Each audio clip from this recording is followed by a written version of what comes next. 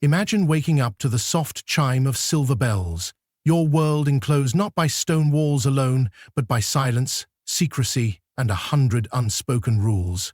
You're not royalty, but you might become it. You're not free, but your beauty holds the power to shape empires. This is not just a palace, it's a world within a world. Welcome to the imperial harem of the Ottoman Empire, where each breath, each glance could determine your destiny.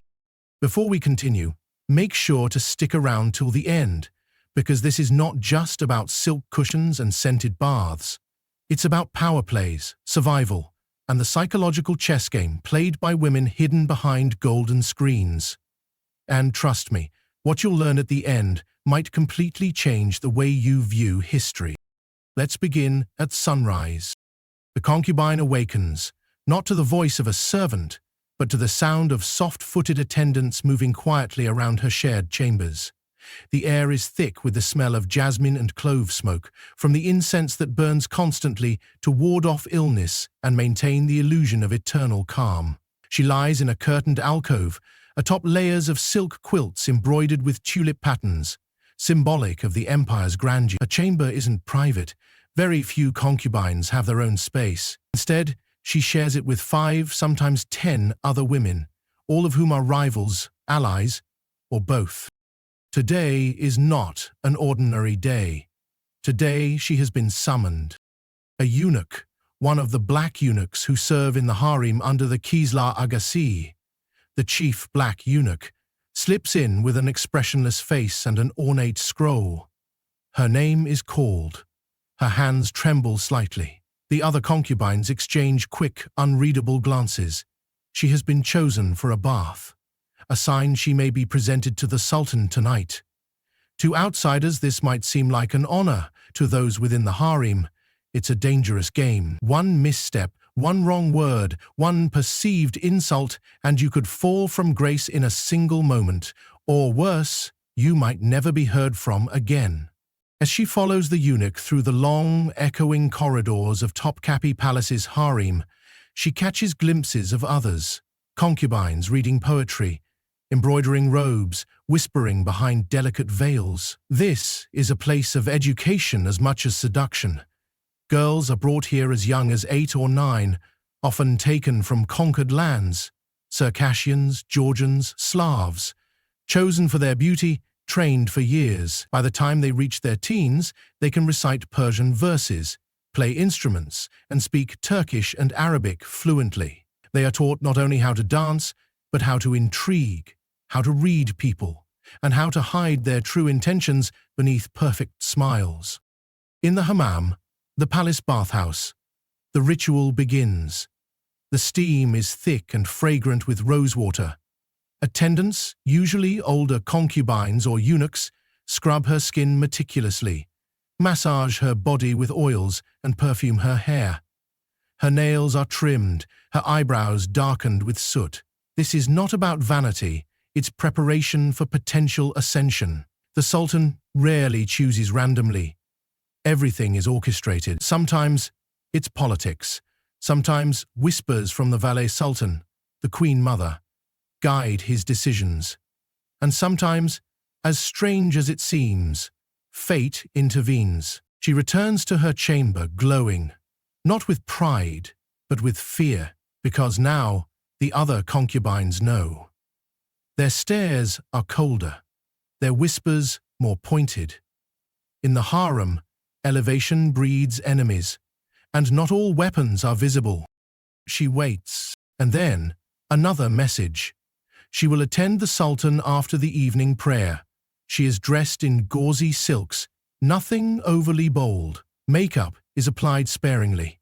The eunuch escorts her down a corridor few are ever allowed to walk. Behind her, jealous eyes burn. Ahead of her, the fate of her life begins to twist. The Sultan is not just a man. He is an institution. His will is law. But he is also lonely, often manipulated, and always watched.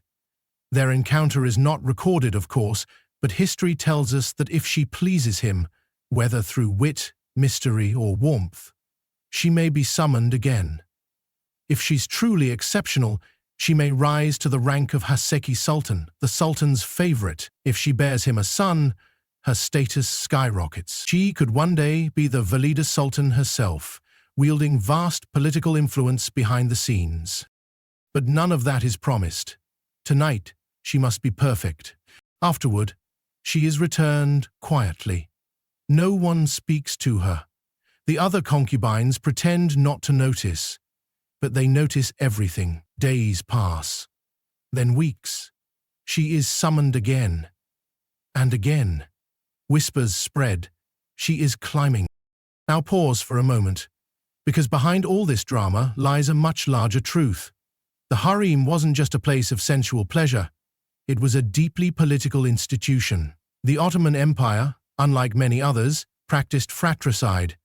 Brothers of the Sultan were often executed to prevent power struggles. This meant that women, especially mothers of sons, became the key to dynastic survival. The Valide Sultan, often a former concubine herself, was one of the most powerful women in the Islamic world.